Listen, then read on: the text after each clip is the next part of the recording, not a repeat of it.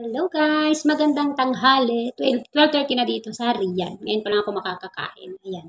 Nagluto ako dito ng chicken curry. Ayan. Kain tayo guys. Nag-request kasi yung kasama ko ng chicken curry. Kaya nagluto ako. Yan. Habang nagluluto ako ng pagkain ng mga amo, sasaglit muna ako ng pagkain. Ang ulam ng aking amo ngayon, laham meat, white rice, at saka yung saluyot. Yan. Ganyan ko yung saluyot para meron silang soup. Siyempre, hindi mawawala ang coffee. Yan, that's it guys. Thank you Lord sa blessing every hour, every minute. Yan. Lumiyan ko ng patatas para kahit konting kanin lang. Magkakanin tayo ngayon for today's video. That's it guys. Kain tayo.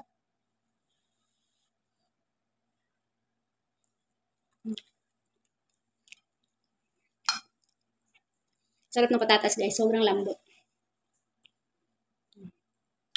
Siguro nag-break time yung mga gumagawa. Pinapagawa kasi dito yung labas namin, papalitan ng tiles, buong labas.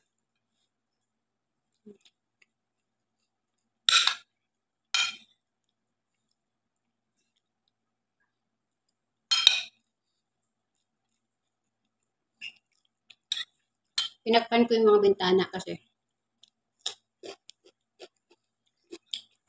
para hindi pumasok sa loob ng alikabok.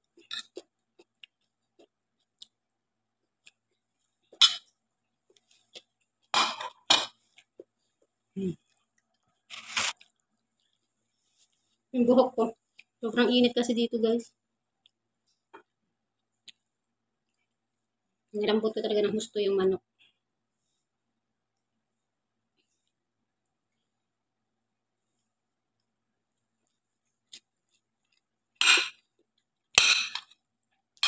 Lagyan ko siya ng carrot, saka patatas, saka bell pepper. Sili. Hindi pala ako nakakuha ng bell pepper. Lagyan ko lang yung chicken curry ko ng itlog.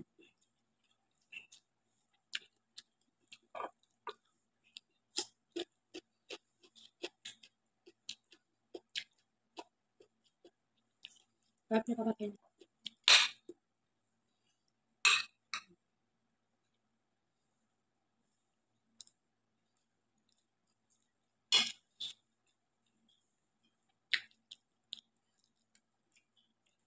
$12:30 pa lang dito ng tanghali guys. Naghahain ako ng pagkain ng mga amo. 2:00.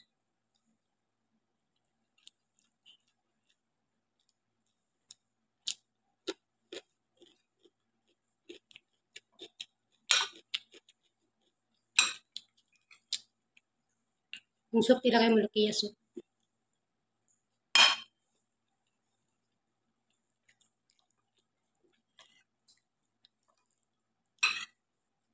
Sobrang sarap ng luto. Hindi dahil sa luto ka, sarap talaga.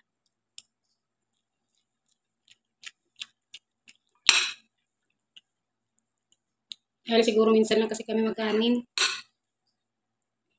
Hindi na kami madalas nagkakanin dito.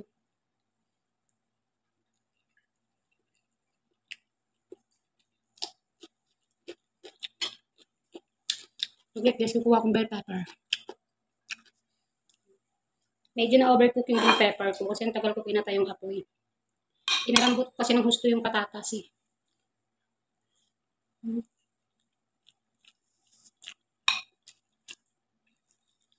Gusto ko pa naman sana crunchy-crunchy. Nauna nang kumain yung kasama ko kanina kasi magsusundo siya sa school.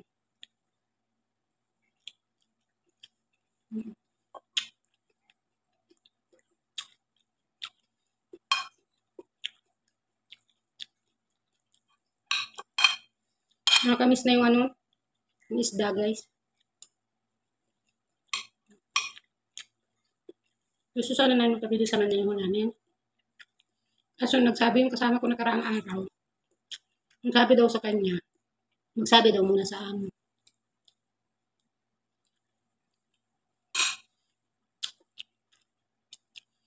Ayaw kami bilhan na walang permiso ng amo. Hindi ko alam kung bakit. Guys, kain na rin kayo dyan sa bahay nyo.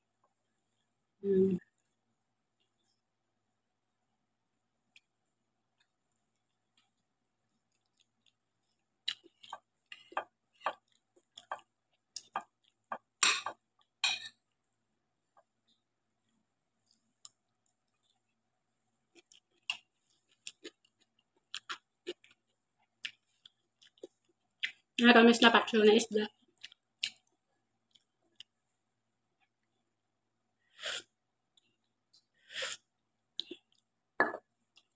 Dito kasi guys, kahit mga amo, once a day lang din talaga kumakain.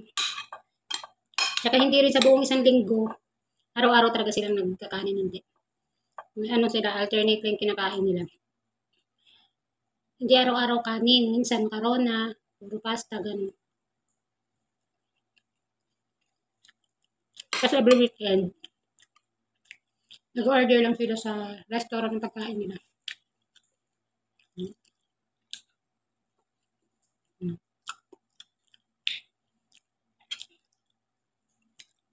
Malapit na naman nga siguro mabisita yung amo ko kasi pumili ng bagong dining set doon sa tanggapan ng bisita tapos pinapagawa yung buong labas.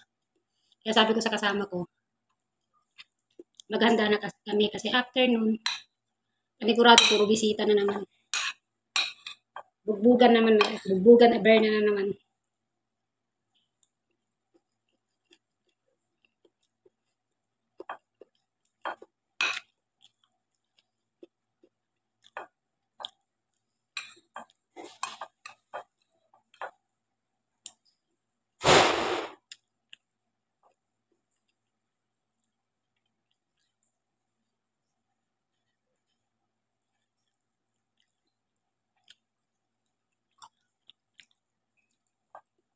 Okay lang yan, enjoy lang natin yung life.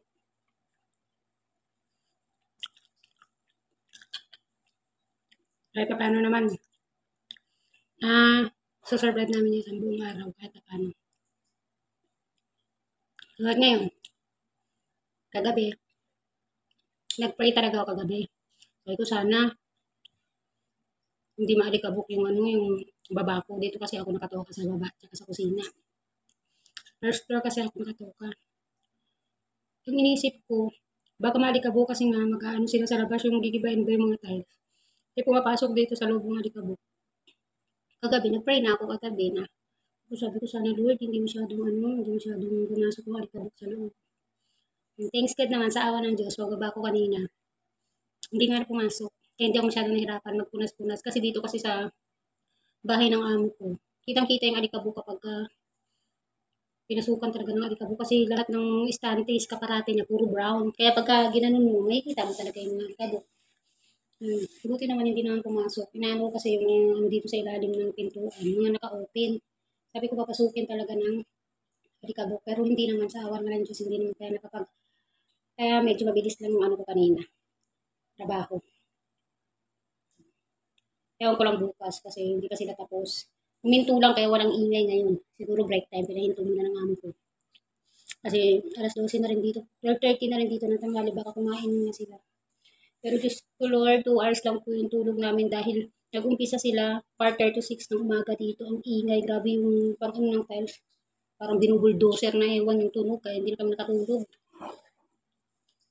Ang ingay talaga as in.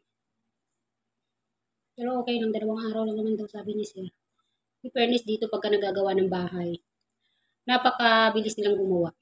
Yung mga 2 days nang gawa. Siguro kung sa atin yan, 1 week yan titirahin doon ng mga ano ba, yung mga manggagawa. Yung tiles, biro mo, ang laki kaya ng buong palibot ng bahay ng amo namin. Ang laki. Lahat yun ita-tiles. 2 days lang daw sabi ni Sir. PS lang daw muna. Wala rin naman kami magagawa. Lang umangal kami, diba? Pero kagabi bago mag-tiles, Diyos ko, grabe rin yung hakot namin ng gamit, Lord. Lahat talaga ng gamit dun sa labas na naka-stack, lahat tinapon. Tapos yung ibang pwede pang pakinabangan lahat, nilipat namin dun sa may labas, dun sa may kwarto dun sa labas. Grabe. Ilan na kaming nagtulong. Tsaka kumuha ng mga lalaki kung kailan tapos na yung mga buhatan. Pero at least nakasurvive pa rin, di ba? Kahit paano. Yan guys, sa susunod na ulit yung tayo magkwentuhan. Tapos natin kumain. Ayan. Thank you for watching guys and thank you for listening to me. See you next time.